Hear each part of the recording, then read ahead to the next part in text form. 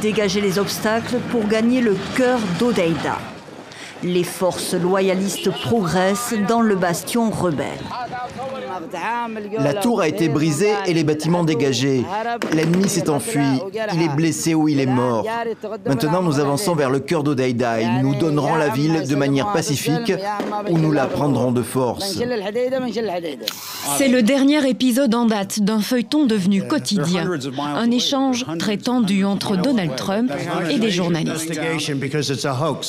Ça suffit, baissez ce micro. CNN devrait avoir honte que vous travaillez pour eux.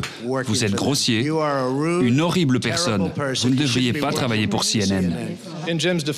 Pour sa défense, je côtoie souvent Jim et c'est un journaliste consciencieux. Ouais, bien, je ne suis pas très fan de vous non plus. Leslie Stahl, ancienne correspondante de CBS à la Maison-Blanche, a parlé de cet acharnement contre certains médias avec le président.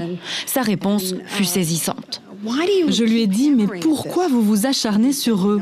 Il m'a dit, vous savez pourquoi je fais ça? Je le fais pour tous vous discréditer. Comme ça, quand vous direz des choses négatives à mon sujet, plus personne ne vous croira. La justice de son pays le somme de rentrer en Équateur. Une convocation prononcée ce mercredi par une juge de la Cour suprême de Quito. C'est cet homme à la chemise blanche, ancien député, soutien puis opposant de Rafael Correa, qui accuse l'ex-président équatorien d'avoir commandité son enlèvement en 2012 en Colombie.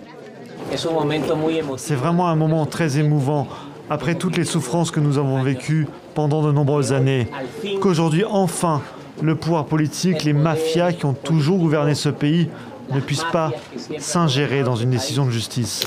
Ils étaient censés marcher sur Conakry une nouvelle fois ce jeudi. Mais en lieu et place d'une manifestation, un rassemblement improvisé chez le chef de file de l'opposition, Cellou Dalein Diallo.